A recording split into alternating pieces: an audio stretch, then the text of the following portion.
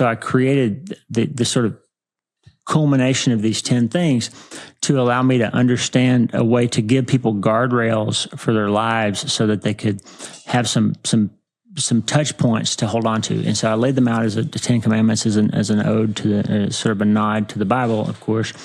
The first one being the very first thing you do if you're going to become your own self-brain surgeon is in the first day of medical school, you take an oath to first do no harm. Like if you're going to become your own patient and provide care for yourself, don't do things that you know will lead to your demise, to your harm. And so it's no malpractice, no self-malpractice. And all of us need to take that one to heart. The second and third are related to the fact that the neuroscience is very clear now that about 80% of the automatic thoughts that pop into our heads and the automatic things that we feel are not true. Which means if you spend time in your life reacting to those automatic, untrue things, that you're spending a tremendous amount of your emotional energy and your relationship energy dealing with stuff that you never had to deal with because it wasn't real. And we know now that humans are the only things that God created that our brains cannot discern between something that's really happening and something that we're just imagining or worrying about. Which means that you can spend a tremendous amount of your life in the middle of a profound cortisol stress response that's killing you literally for something that's never actually happening or going to happen. And so the second and third commandments deal with that in great detail. Like, how do you get your thoughts and feelings under your control? The fourth one is to just understand that your brain and your mind are not the same thing. Like your mind is in charge of your brain and they're not the same thing. And if you think your brain's in charge, it will lead you astray in your life because most of what you think and feel isn't true. And the fifth one is this really important statement that is self-brain surgery is not a metaphor. It is a mechanism of how you literally change your life. And I said that because most of us tend to approach things like this, like a book or a podcast, as sort of trying to find some sort of idiomatic, metaphorical things we can think about once in a while, or some little tools we can use once in a while to make ourselves feel better when we need to. But I wanted to make the point that this process of neuroplasticity, we call it, which is the science of how these neurons are actually changing in response to our thoughts, it's not a play on words and it's not a figure of speech. It's literally what happens in your brain. When you change what you think about, your brain chemistry changes and your structure of your brain changes, and it's literal, it's real. And so I want people to have a tremendous amount of agency and hope that they can actually change. You're never stuck. As soon as you're ready to change how you think, you're never stuck because the brain changes in response to support what you're now thinking about. So there's hope there, right? And then six and seven, dealing with this idea that many of us treat bad feelings with bad operations. We don't feel good, so we drink alcohol, we scroll on Netflix, we spend money we shouldn't spend, we engage in risky behaviors. And what we're doing is we're numbing ourselves to not thinking and dealing with what's really happening. And then we have a terrible thing that happens the next day that Lisa and I call the tomorrow tax. Like you don't deal with it today, and then tomorrow you still have that problem, and you have the hangover, the bills to pay, the relationships that were messed up because you did something you shouldn't have done, or you sent a text message you shouldn't have sent, or something happened. And now you're paying a double price for not being willing to actually deal with the thing the day before.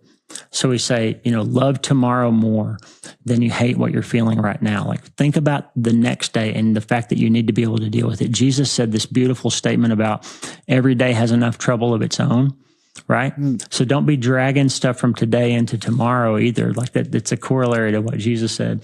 And then the generational one, you mentioned epigenetics. So we used to think that your genes told the whole story about what your life was. And now we know that they just tell a fraction of the story. Like, the fact is, you're not mostly about the set of genes that you inherit from your mom and dad. You're mostly about which of those genes are switched on and switched off at any given time.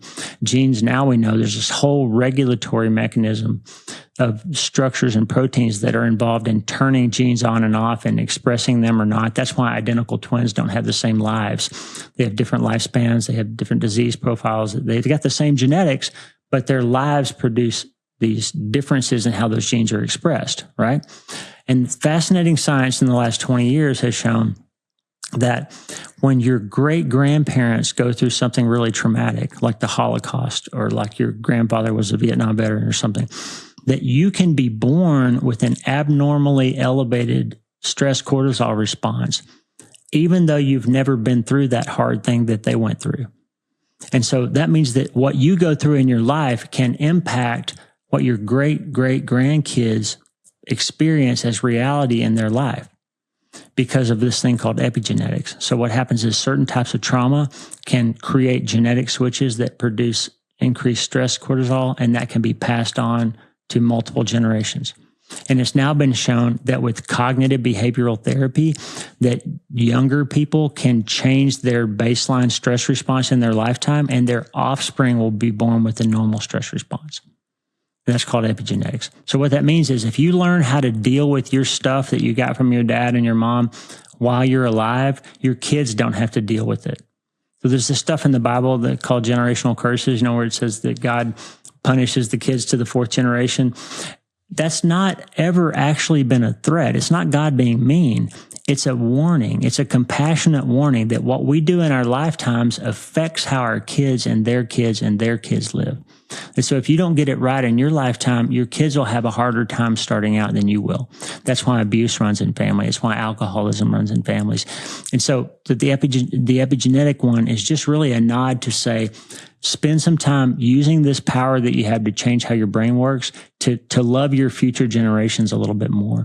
And you can make a huge difference in your family. And then 9 is about this thing called Hebb's Law, which we talk about. You hear it all the time if you scroll around on Instagram.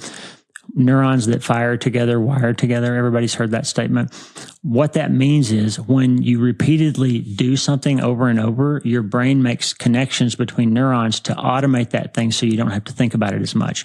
That's why you can memorize the drive to your work after a while when you change jobs, and before long you're not having to think about the drive, and you're able to listen to music or talk on the phone or whatever, and you don't think about all the turns and the stop signs and all that stuff. It's because your brain automates that series of motor things that you need to do so you don't have to think about them as much. And so understanding that you get better at what you do over and over, that your brain structurally gets better, is a key component of believing that you really can change your life. Because if you keep trying and keep practicing those new behaviors, they're going to become automated at some point, and your old ones are going to dissipate. There's a thing called synaptic pruning, where your brain literally begins to go in and cut out old patterns after you've repeated the new one long enough. That means you really can, as the Bible says in Romans 12:2, you really can be transformed if you're willing to renew your mind. And then number 10 is this idea that thoughts become things. So there's this passage in Ephesians chapter 4 that talks about all the trouble that these unsaved people, he calls them Gentiles, all the things they do in their lives that are bad, adultery and murder and all these things, drunkenness and all that stuff. And then he says in verse 17 that all of that comes from what he calls the futility of their thinking. Like all of this stuff in our life starts with the things that we're thinking about.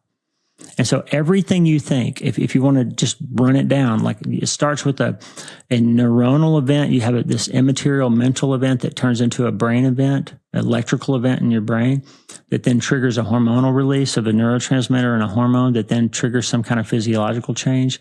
And now we know that that physiological change can change your genetics. And so basically what that means is when you have a thought, it can turn into history. Like it can go from a thought to electricity to biology to history. And so the things you think about aren't just whimsical. They turn into what your life turns about. And so that's why number 10 is what it is. Like thoughts become things. You need to really believe that because it's absolutely true.